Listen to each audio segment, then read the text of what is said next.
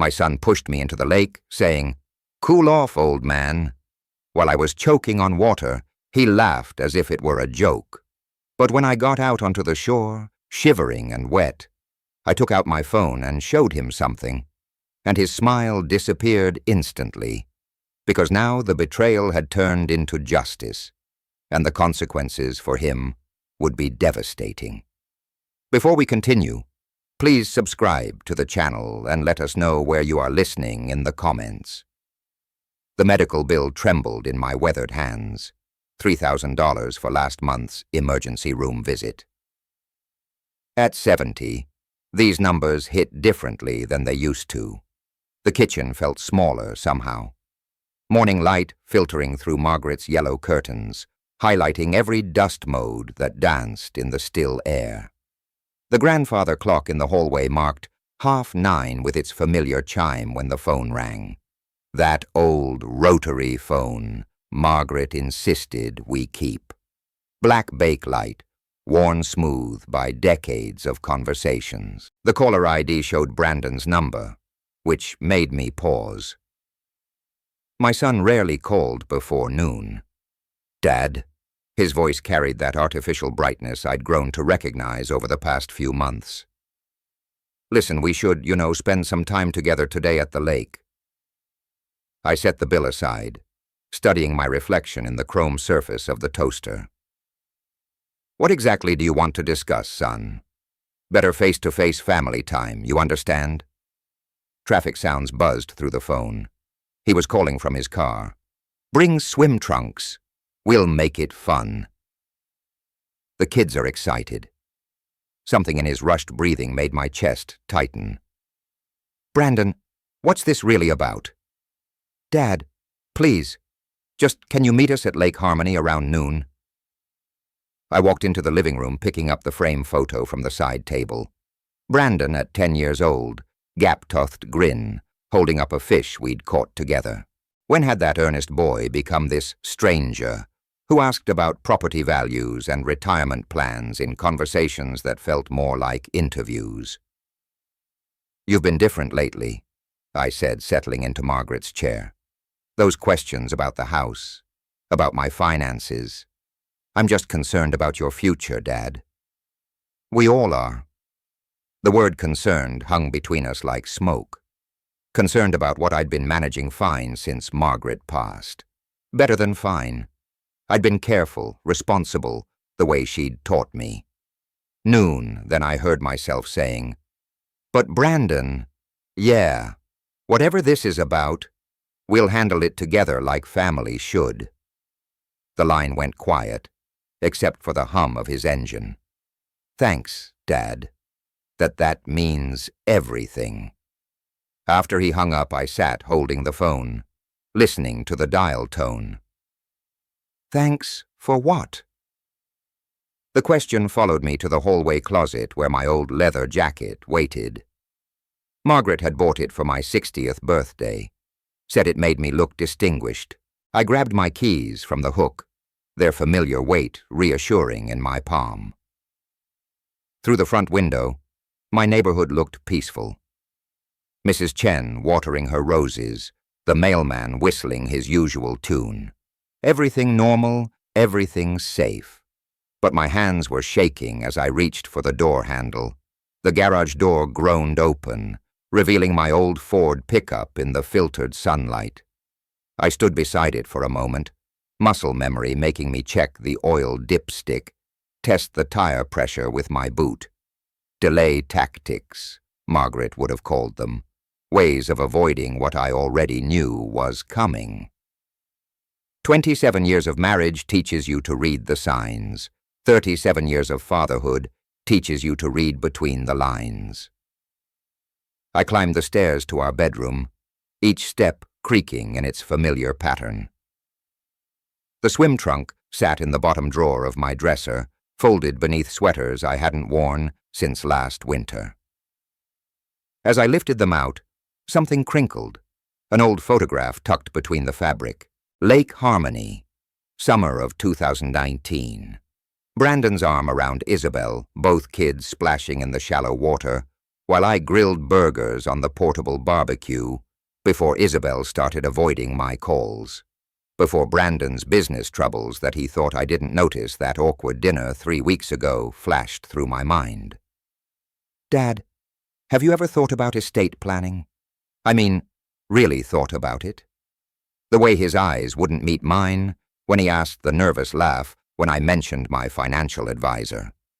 I walked to the bathroom, shook out my morning pills into my palm, heart medication, blood pressure pills, the daily reminders that 70 wasn't 50 anymore. In the mirror, worry lines creased my forehead deeper than usual. Gray stubble made me look older, more vulnerable than I felt inside. Was I overreacting?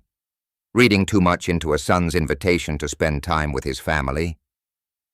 But Margaret's voice whispered in my memory. Trust your instincts, Derek. They've never steered you wrong. Back in the garage, I packed a small cooler with water bottles, added some granola bars from the pantry. My phone vibrated against my leg. A text from Brandon. See you soon, Dad. Thanks. There it was again. Thanks. Not looking forward to seeing you or drive safely. Thanks. Like I was doing him a favor. Like I was solving a problem I didn't even know existed yet. I checked my phone battery. 60%. On impulse, I grabbed the car charger from the workbench drawer. Something told me I might need it later, though I couldn't say why. The house key felt heavier than usual as I locked the front door. I stood on the porch for a moment, looking back at the home Margaret and I had built together. 43 years in this house. Every room held memories. Every corner told a story. Why did it feel like I might not see it the same way when I returned?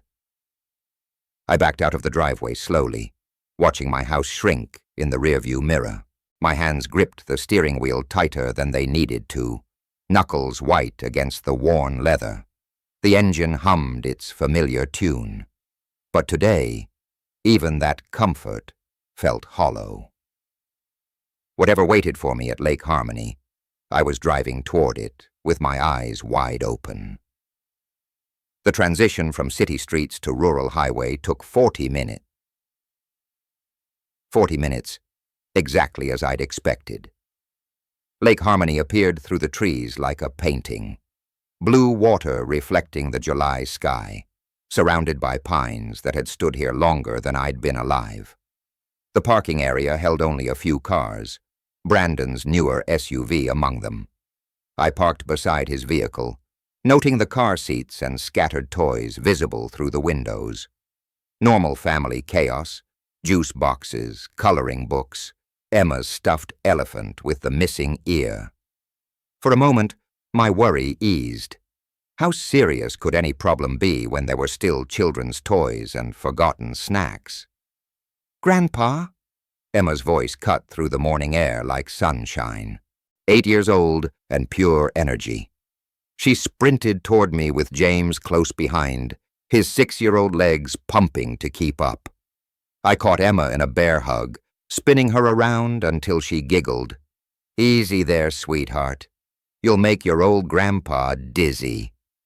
James crashed into my legs, wrapping his arms around my waist. Can we go swimming now? Mom packed our suits and everything. After we eat lunch, buddy.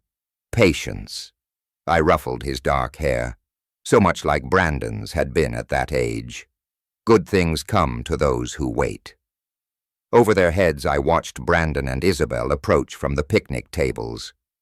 Isabel looked thin, her usually bright smile forced and brittle. She avoided my eyes, focused instead on smoothing James's hair where I'd mustered it.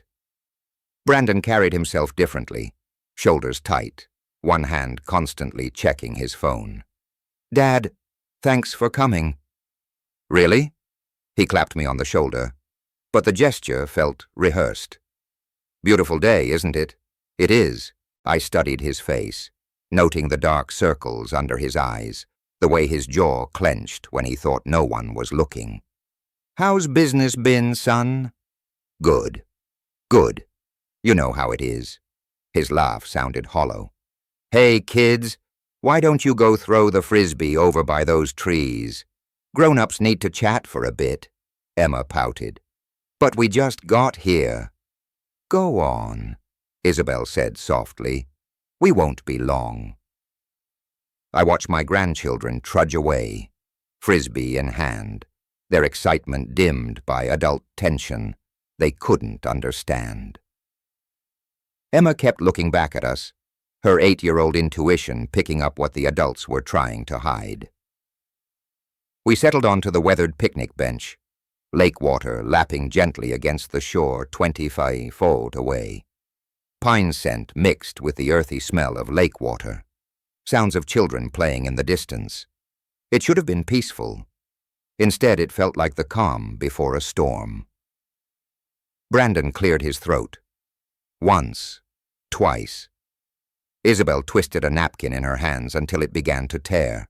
Dad, Brandon began, his voice carrying a weight I'd never heard before. We need to talk. I sat between them, my son and daughter-in-law, feeling the warmth of sun on my arms and the chill of something I couldn't yet name creeping up my spine. The lake stretched out before us, peaceful and eternal, while whatever words Brandon was gathering threatened to change everything. Emma's laughter echoed across the water as she chased the frisbee James had thrown too high. Innocent joy, untouched by whatever storm was about to break over our family. I folded my hands on the table and waited. Dad, you know how real estate markets are these days. Brandon's voice carried that rehearsed casualness I'd heard him use with difficult clients. He watched Emma and James sprint toward the playground equipment, ensuring they were well out of earshot before continuing. Your house has appreciated significantly. I shifted on the bench, creating subtle distance between us. Isabel twisted a paper napkin from our packed lunch until white shreds scattered like snow across the weathered table. Her silence spoke louder than any words could. What exactly is this business opportunity, son? I kept my voice level, but my internal radar had activated. And why the sudden urgency?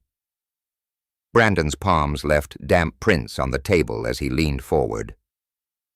Well, you see, there's this cash flow situation. Temporary, of course, but the timing is critical. And your house, it's just sitting there, you know, all that equity, doing nothing. The calculated approach hit me like cold water. He'd rehearsed this speech, probably practiced it with Isabel, every word carefully chosen to make his desperation sound like logic. I've lived in that house for 40 years, I said quietly. Your mother and I raised you there. Her garden is still blooming. But Dad, think practically. His voice rose slightly, frustration bleeding through the facade. You're rattling around in all that space. Maintenance costs, property taxes. It's become a burden, hasn't it? I studied his face, noting the dark circles that makeup couldn't hide, the way his jaw clenched between sentences. How much money are we talking about, Brandon? And what happens if this opportunity doesn't pan out? His answers came too quickly, contradicting each other. The time frame shifted from months to weeks to immediately. The amounts grew vague, enough to secure our future and more than you'd expect. Isabel closed her eyes briefly, as if in physical pain. When she opened them, they were bright with unshed tears. Where would I live? I asked. For the first time, Isabel spoke. Her voice barely rose above a whisper. We've looked at our budget. There's room for you with us. The kids would love having Grandpa around all the time. The coordination struck me like a blow. They'd planned this thoroughly, discussing my future living arrangements without consulting me. The children I could hear laughing in the distance had been used as emotional leverage before they even knew it. Brandon, I said, my voice gaining strength. What aren't you telling me? What's really happening here? His mask began to slip. Sweat beaded on his forehead despite the lake breeze. Dad, you don't understand. This isn't just about opportunity anymore. There are people involved. Commitments made. What kind of commitments? The kind that don't wait for convenient timing. My paternal instincts warred with growing alarm. 40 years of reading my son's face told me he was genuinely frightened. But 40 years of being his father also told me that whatever he'd gotten himself into, he was trying to drag me down with him. No, I said firmly. The word hung in the air between us like a challenge.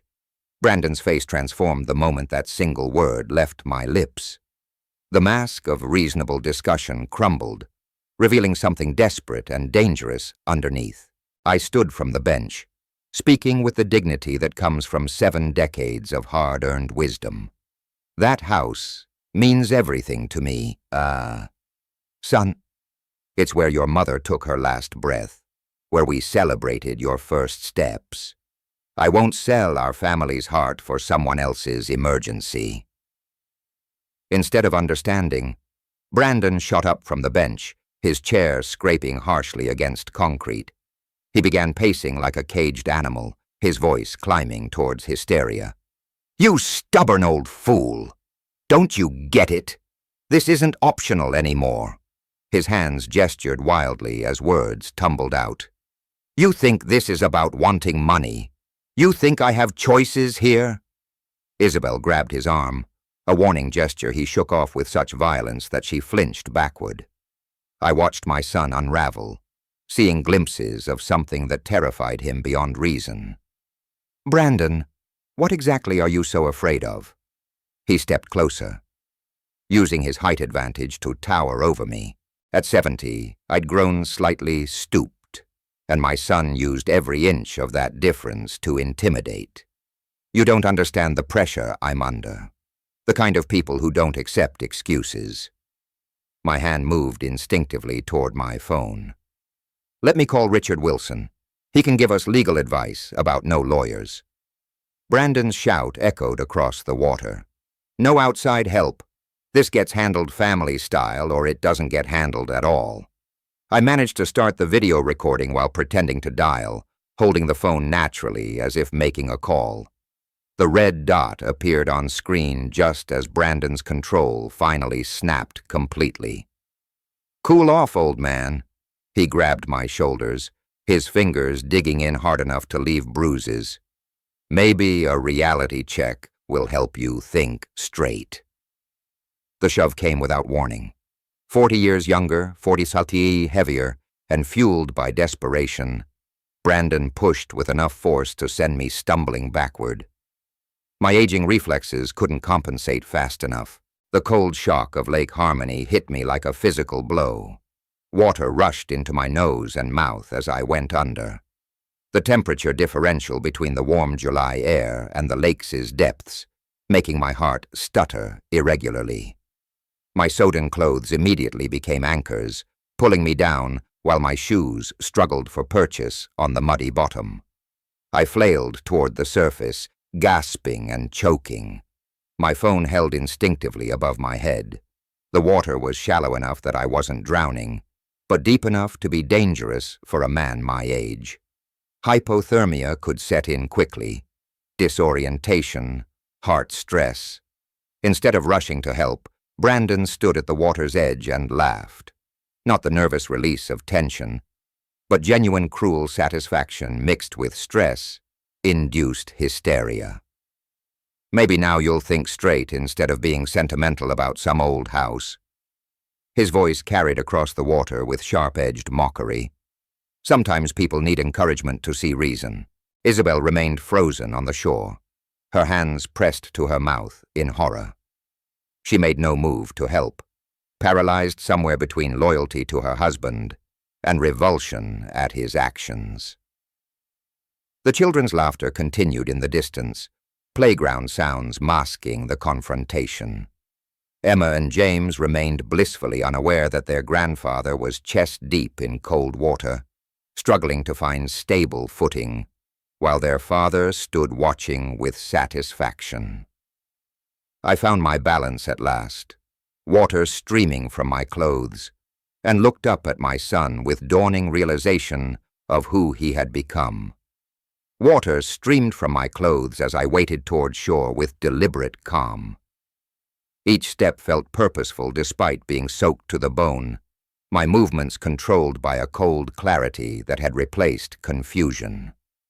Brandon and Isabel watched uncertainly from the bank, expecting anger or pleading, but my silence seemed to unnerve them more than any outburst could have.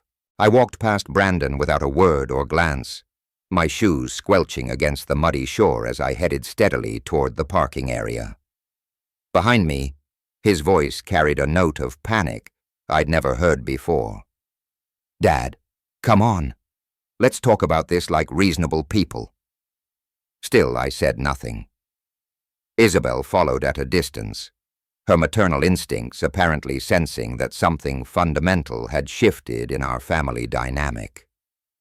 Her footsteps on gravel sounded hesitant, uncertain. When I reached my Ford, I turned to face Brandon, who had hurried after me with increasing desperation. Water continued dripping from my clothes, creating small puddles on the asphalt. While I calmly held up my phone, showing the screen clearly displaying a video recording in progress. Brandon's face transformed from confusion to absolute horror as understanding crashed over him. "You recorded that? You recorded our private family conversation?" "I recorded everything, Brandon." My voice carried the temperature of the lake water, still clinging to my skin. "Every word you said, every action you took, every moment you assaulted your 70-year-old father." He lunged forward, reaching for the phone, but I stepped back smoothly. "Touch me again, and this video goes directly to the Minneapolis Police Department. I know exactly which laws you've broken today." His earlier aggression collapsed into pure panic. "Dad, wait. You don't understand the pressure I'm under. The kind of people who will hurt my family if I don't. I understand assault when I see it," I interrupted with cold precision. "An elder abuse. The state of Minnesota takes both very seriously, especially when there's clear video evidence." Brandon's voice cracked as desperation consumed him completely. "You can't seriously be thinking of calling the police on your own son, your grandchildren's father." I opened my car door, engine keys already in hand. "I'm thinking of protecting myself from someone who just proved he's willing to use violence against his own family for money." Isabel remained silent throughout the exchange, understanding that we'd crossed a line from which there could be no return to normal family relationships. The grandfather who had loved unconditionally, who had always been there with support and wisdom, was looking at them now with the cold assessment of a stranger. "Brandon, you'll be hearing from my attorney. This video will be evidence in whatever legal proceedings follow." I slid into the driver's seat, starting the engine while they stood frozen in the parking lot. "I suggest you use whatever time you have left to figure out how to explain this to Emma and James." Through my window, I delivered my final words. "Watch me." I drove away slowly, watching in my rearview mirror as Brandon and Isabel shrank to distant figures, standing amid the ruins of what had once been a family gathering. The lake sparkled peacefully in the afternoon sun, while their destroyed world reflected nothing but the consequences of greed and desperation. The weight of what had just happened hadn't fully hit me yet, but I knew it would. For now, I had evidence, I had witnesses, and I had the power to ensure that violence would never again be used against me in the name of family loyalty. My hands shook slightly on the steering wheel as I pulled away from Lake Harmony, the heater running full blast against my soaked clothes. The radio played an oldie station. Sweet Caroline drifted through the speakers, the same song Brandon used to sing along to as a child, bouncing in his car seat during our fishing trips.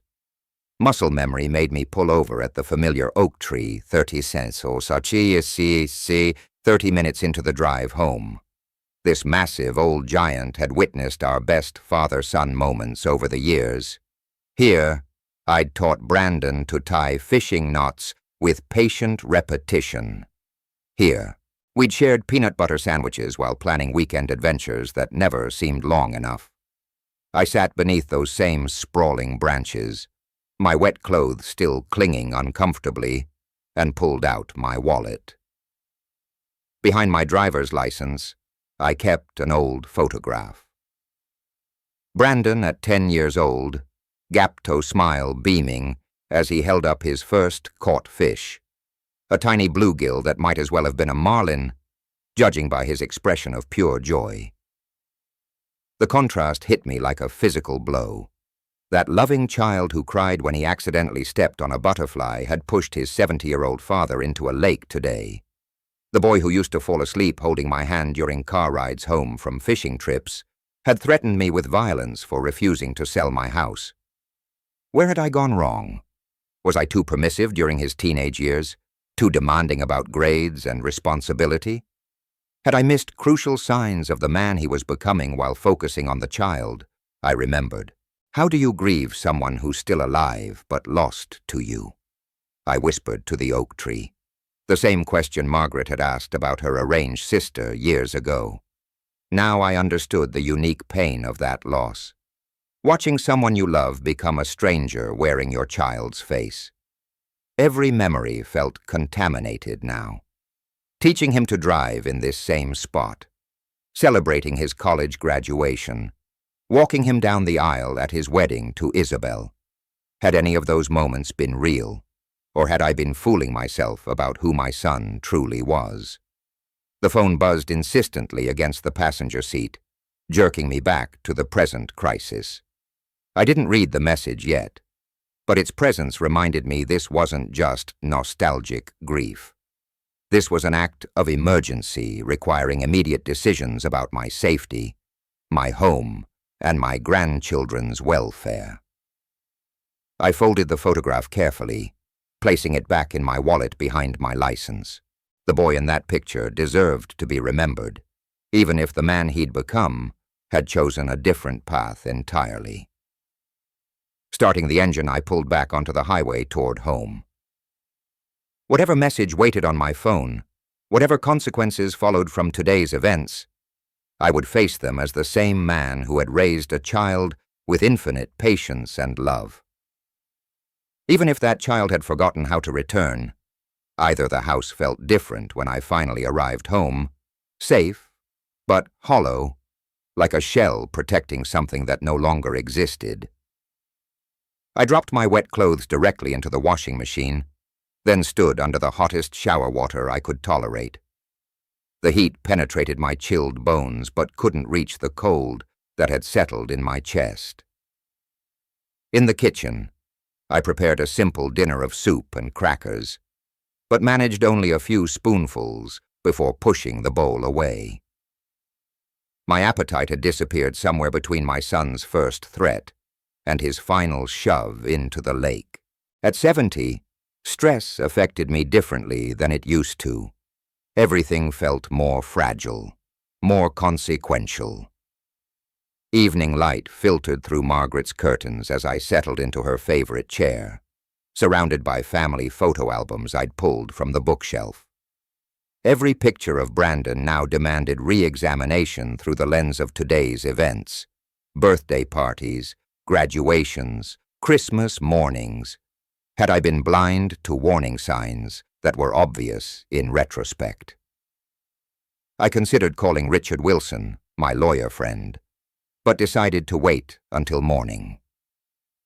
Legal action against your own son required careful thought, not emotional reaction. The video evidence wasn't going anywhere, and rushing into criminal charges felt premature without understanding the full situation. At 9:30 p.m., my phone chimed with an incoming text message. The sender's name made me pause. Isabel. She had my number from the emergency contact list at Emma and James's school, a detail that seemed insignificant until this moment. Her message appeared longer than usual, emotional urgency evident even in the preview text. Dear Kicha, I'm so sorry about today. Brandon is under enormous pressure from dangerous people. They're threatening him, threatening us all. Can we meet tomorrow? Just us. He doesn't know I'm contacting you. Please. I read the message 3 times, processing implications that extended far beyond a family argument about money, dangerous people, threats against the family. Isabel reaching out secretly, risking Brandon's anger to contact me. My paternal instincts wared with the memory of Isabel's silent complicity during today's confrontation. She'd watched her husband push his elderly father into a lake without moving to help. But perhaps she'd been trapped between loyalty to her husband and fear of something even worse. The mention of threats against us all sent ice through my veins. Did that include Emma and James? Were my grandchildren in actual danger while I'd been treating this as a family dispute about financial boundaries? I composed my response carefully, maintaining control while leaving the door open for crucial information.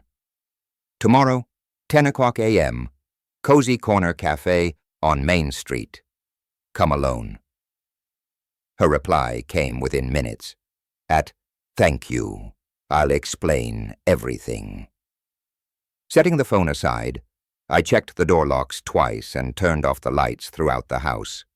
Tomorrow's meeting would either clarify misunderstandings or confirm my worst fears about the scope of this crisis.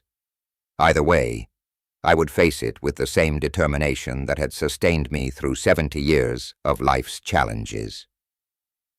I arrived at Cozy Corner Cafe 15 minutes early, choosing a corner table that provided clear sightlines to both the entrance and parking lot.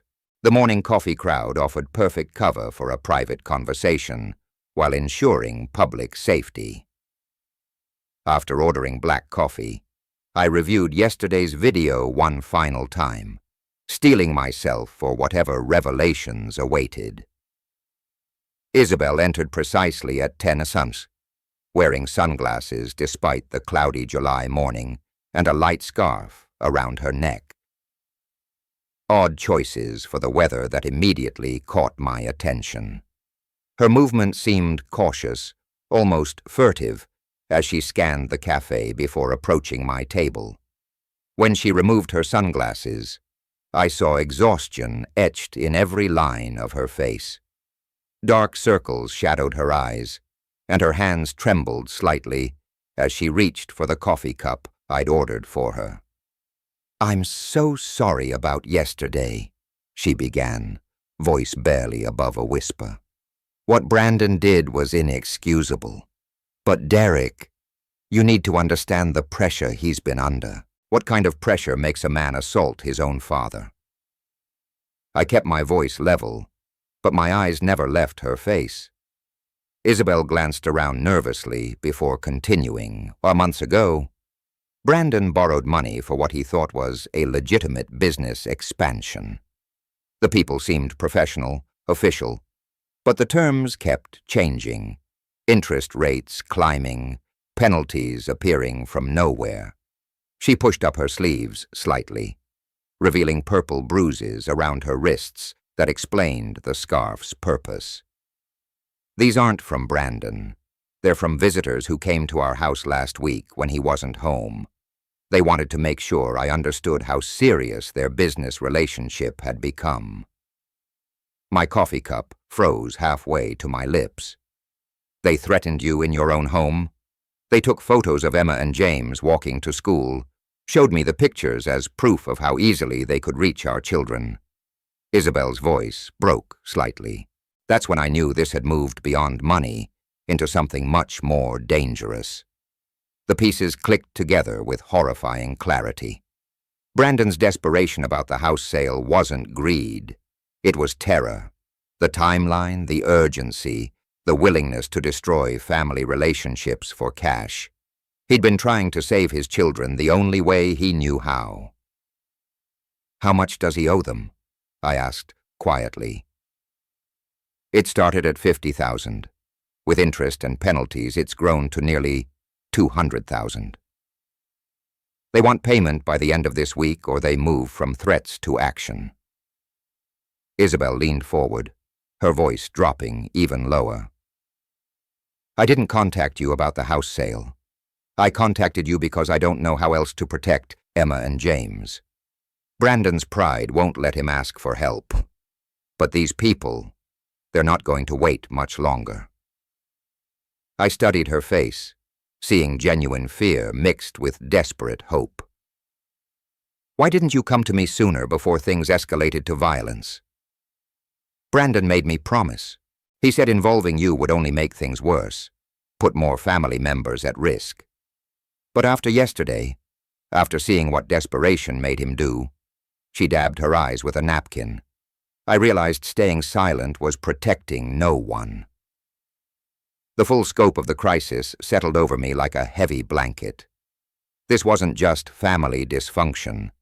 It was my grandchildren's lives hanging in the balance, caught between their father's criminal entanglements and genuinely dangerous people who had already demonstrated their reach. These people who threatened you. Did you see faces? Get names? Isabel shook her head. They were very careful about that, professional in the worst possible way. I sat back in my chair, processing information that transformed yesterday's betrayal into today's emergency. My son hadn't just assaulted me. He'd been trying to save his children using the only resource he thought could help fast enough. The question now was whether it was too late for any of us to find a solution that didn't destroy what remained of our family. Hanging my coat in the same closet where I'd grabbed my jacket for that disastrous lake trip felt like completing a symbolic circle. 2 days ago, I'd left this house as a grandfather, worried about his son's strange behavior. Now I returned as a man who understood the true scope of the crisis threatening my family. The simple dinner I prepared, soup and a sandwich, sat mostly untouched on the kitchen table. My mind churned with images of Isabel's bruises, the fear in her voice when she mentioned photographs of Emma and James at school. This wasn't a family disagreement about money anymore. This was an actual criminal enterprise holding my grandchildren hostage. I moved to Margaret's chair in the living room, settling into the worn cushions for the first time since her funeral 6 months ago. If ever I needed her wisdom, it was now. She'd always been the strategic thinker in our marriage, the one who saw solutions where I saw only problems. What would you do, sweetheart? I whispered to the empty room. The answer came to me with startling clarity. Get professional help. This situation required expertise. I didn't possess legal knowledge, criminal procedure, financial strategy. 45 years of friendship had prepared me for this moment. I retrieved my old address book from the kitchen drawer, its leather binding worn smooth by decades of use. Richard Wilson's name appeared on the first page under W. My first call whenever life threw curves I couldn't handle alone. We'd served together in Korea, shared best man duties at each other's weddings, mourned each other's losses. Richard, I need your professional help, I said when he answered on the second ring. It's about Brandon, and it's serious. Can we meet tomorrow morning? Of course, Derek. Come to my office at 9:00 a.m. Bring whatever documentation you have. No questions asked. That was Richard, understanding that some conversations required face-to-face security. Next, I moved to my study. Sitting at the same desk where I had stared at medical bills that morning, Brandon called. The irony wasn't lost on me. Financial worries had started this crisis, and financial solutions might end it.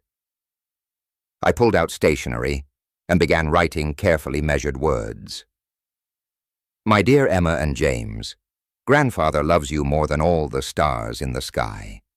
Sometimes families face challenges that require adults to make difficult decisions. Whatever happens in the coming days, remember that everything grandfather does comes from love for you both. The letter continued with age-appropriate explanations, careful not to frighten while preparing them for possible changes. I sealed it in an envelope marked for Emma and James in case of emergency.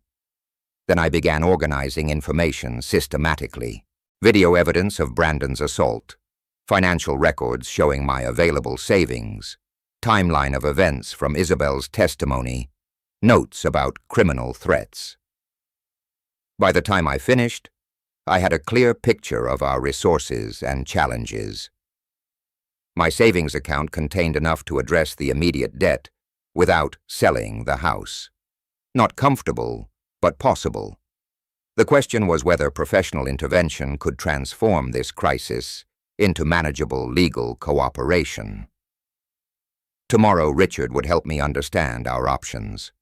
Tonight, I prepared for every possibility, planning rather than grieving for the family I thought I knew.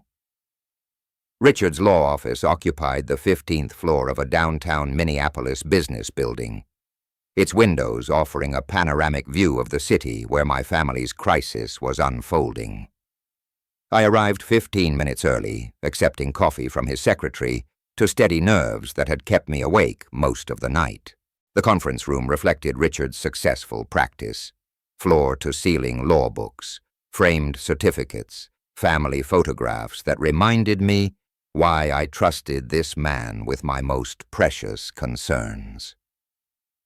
When he entered carrying a yellow legal pad, his expression carried the professional gravity I remembered from our most serious conversations over the decades. "Show me everything, Derek." I methodically presented the phone video, watching Richard's face tighten as Brandon's voice shouted threats and his hands shoved me into the lake. Then I recounted Isabel's cafe confession, the loan sharks, escalating threats, photographs of children at school. Richard took detailed notes, asking specific questions about timelines, amounts owed, physical evidence of threats. His pen moved steadily across the legal pad as I painted a complete picture of our family's entanglement with genuine criminals. "The video evidence is strong," he said finally. "Elder abuse charges alone carry serious penalties in Minnesota, but the criminal conspiracy angle gives us significant leverage. What about the children's safety during this process?" I leaned forward, my primary concern taking precedence over legal technicalities.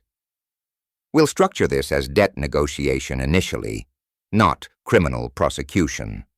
That reduces immediate risk while building our case." Richard's strategy began taking shape through his explanation. "Your savings can serve as good faith payment, buying time for Brandon's cooperation to develop." We spent the next hour developing a comprehensive framework. Richard explained how escrow arrangements could protect my financial interests while satisfying criminal demands. He outlined cooperation agreements that would require Brandon's full disclosure about the criminal organization in exchange for family assistance. "The key is timing," Richard continued, sketching diagrams on his legal pad. "We approached the debt holders through controlled legal channels, offering structured payment in exchange for documented release of all family members from further obligation. The conditions we developed were specific and non-negotiable: Brandon's complete cooperation with law enforcement, mandatory rehabilitation program, addressing his gambling and poor financial decisions, family therapy sessions, regular check-ins with probation-like oversight." "Can you make these legally enforceable?" I asked, understanding that good intentions wouldn't survive family pressure. "Absolutely.